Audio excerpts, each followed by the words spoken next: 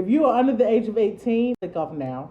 While I'm waiting on them to click off, I'm going to go ahead and ask the adults that are watching this channel to go ahead and subscribe. Today is going to be a hot and juicy topic. Thank you for tuning back in to Speaks Life. If you are new, thank you for clicking on this channel. I am a mental health advocate and a peer support specialist with a diagnosis of bipolar, anxiety, PTSD, and depression. I dedicate this channel to helping my fellow people with mental health diagnoses to understand that there is hope and to help give some solutions to the everyday battles that we may be facing. A common symptom that bipolar individuals may have is heightened sexual impulses. This is often a side effect or a sign of the mania stage. As a bipolar nympho, sometimes we feel as if we have to have it. It's definitely in our hierarchy of needs.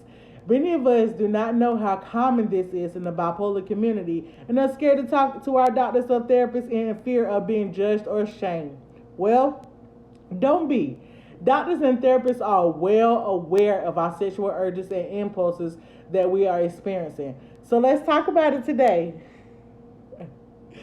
Because our urges are so high, and impulse is another issue that we deal with. Some of us take our sexual adventures to another level. It is not the feeling that we may be ashamed of, but the actions that we take. Just like the other issues that we learn how to counter and cope with when it comes to having bipolar, there are some ways that we can better manage our sexual urges and control our impulsive actions. Disclaimer: every bipolar individual do not experience heightened sexual urges and may not be sexually impulsive. It is not cool in any way to judge anyone, point blank period. But remember that bipolar and its side effects are not something that anyone chooses. However, we all have the opportunity to do something about it. Here are 4 things that you can try to decrease acting on your sexual urges.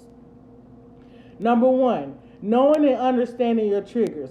Learn yourself. Find out what often inserts your manic stage. Even learn your impulsive actions that you take.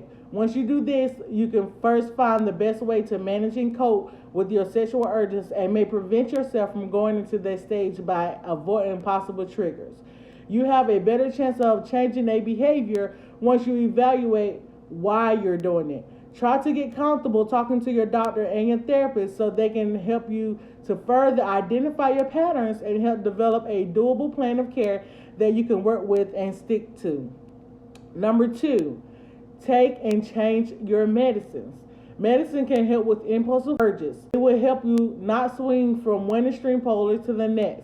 For example, going from super horny and nymphomaniac to depressed and distant.